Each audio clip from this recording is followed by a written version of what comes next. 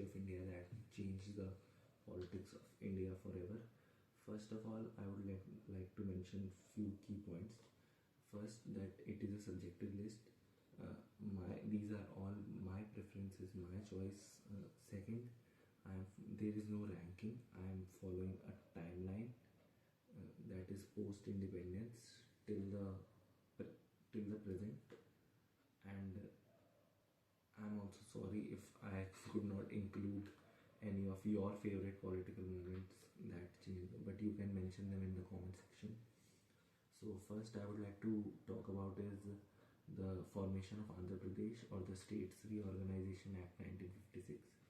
The state of Andhra Pradesh was formed in 1956, followed by the death of Telugu activist Sri Ram, or Poti Sri Ramallu. He fasted till death, and for the creation of a Telugu state, and it led to creation of Andhra Pradesh.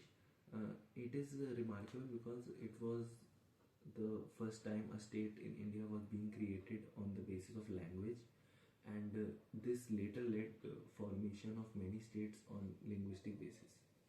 Second moment I would like to recall is the 1971 Pakistan War. The 1971 Pakistan War lasted about 13 days, from 3rd of December to 16th of December 1971. It is remarkable because it was first time that the Indian army was fighting a two-front war with the West Pakistan as well as the East Pakistan. We also made a world record of largest surrender after 1993 of 93,000 Pakistani soldiers, when General A.K. Niazi surrendered, and we can see Mr. J.S. Arora and him signing the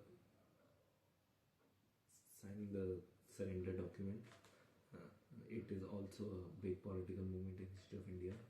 Third, I would like to give is to the 1975 emergency imposition by Indira Gandhi.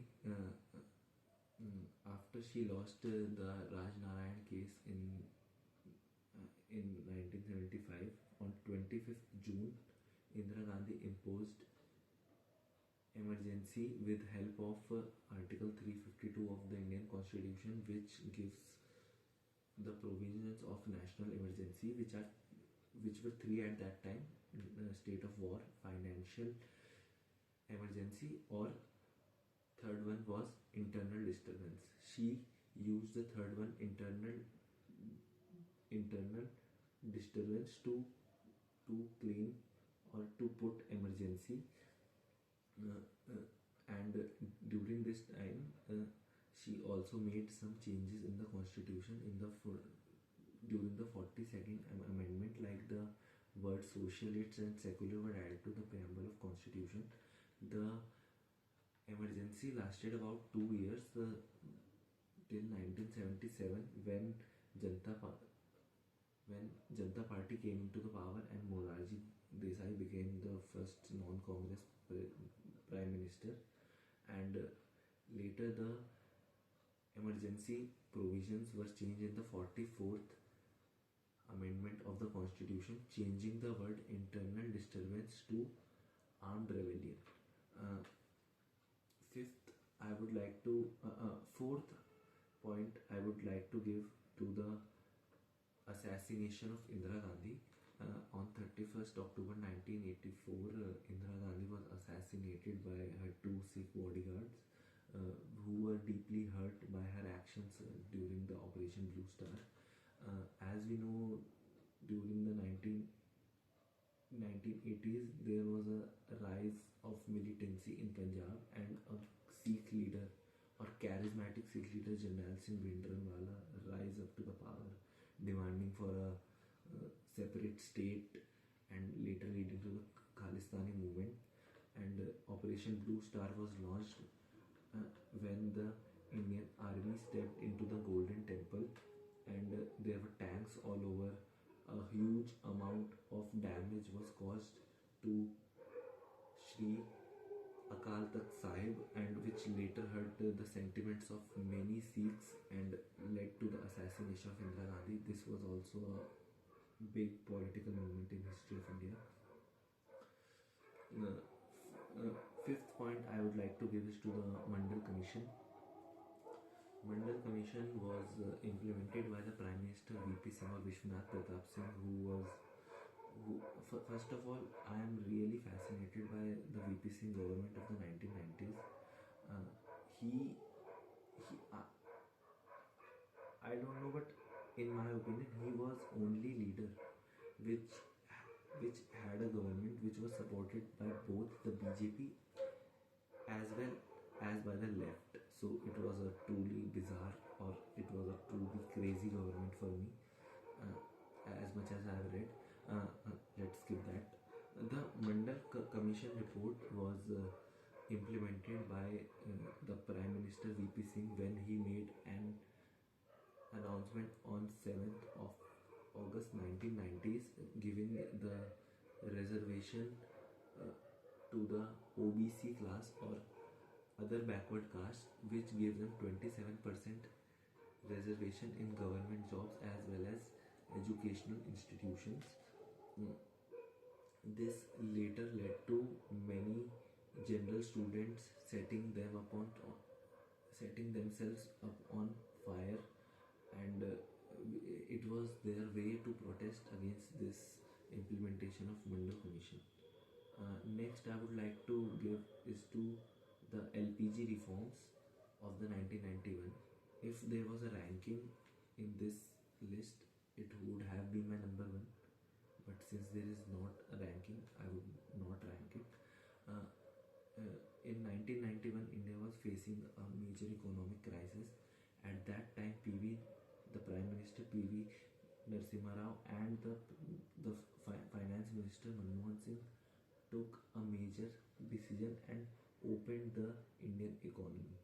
The the the liberalization, privatization, and globalization reforms were done, bringing an end to the license Raj system and bringing in foreign direct investment to the country. It was a really big move because the economy of India is all because of this move. Today we are a $4 trillion economy, and about a third largest, the fourth largest economy in the world. So it is all because of this LPG reforms which were taken by the Prime Minister Narasimha Rao and the Finance Minister Manmohan Singh. Next, I would like to give is the Ram Mandir movement and the Babri Masjid demolition of 1992. On 6th December 1992, the Babri Masjid was demolished by the Kar Sevaks. At that time, the then Chief Minister of Uttar Pradesh Kalyan Singh had to resign because he took the responsibility of it.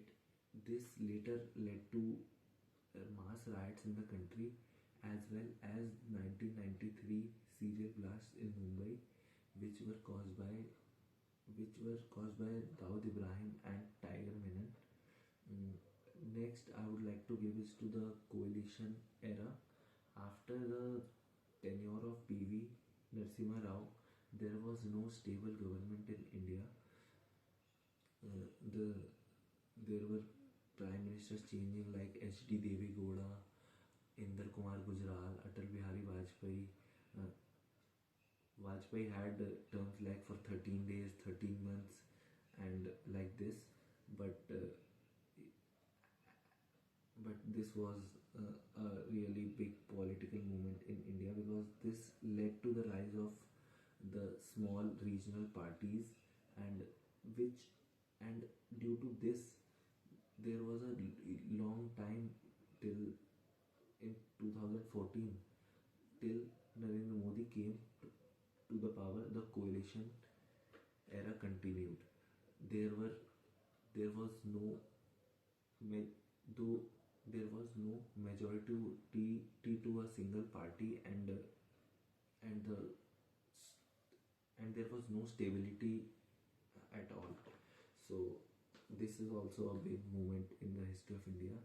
Next, I would like to give is to the 1998 Pokhran 2 test. Uh, the Pokhran tests were done on 11th of May 1998, which is also declared, which is also celebrated as a National Science Day. At this day, India conducted its nuclear tests in the Pokhran range after after Operation Smiling Buddha in 1974. The reason I have not included Smiling Buddha in this video because first of all, there was no public announcement or big news that India has gone nuclear. This time, India had completely told that we have gone nuclear, we have made nuclear weapons, but we have no first use policy, and these weapons are just for deterrence. But this was a truly big moment for the history of India because we we somehow managed to fool the CIA and the USA and got our nuclear weapons, and it got even better because we tested it, and in about 2 to 3 weeks Pakistan also tested their nuclear weapons. So this is also a big moment. And my last moment which I would like to call is the Jan Lokpal Andolan of 2011-12. The Jan Lokpal Andolan was led by Anna Hazare. It was around 2011-12 when the concept of Jan Lokpal arrived. People were completely angry from the UP2 government about corruption. Like there were daily news scams coming up, CWG scam, Colgate scam, 2G Spectrum scam, and people were fed up by the government and the corruption. And this is an important moment in history this because I myself consider this moment, which was very important for the loss of UPA in 2014 and the rise of Pradhan Mantri Narendra Modi or PM Narendra Modi, whatever it was. But it was a big moment because it is the only political movement which I have seen with my eyes. I remember I wanted to go there, but when my papa was going for to participate and give his support to this movement, but I was very small at that time. But this is this was a really big moment at that. So that's it. Thank you everyone for watching. I don't know how many of you are watching till this point, but thank you very much. It means a lot.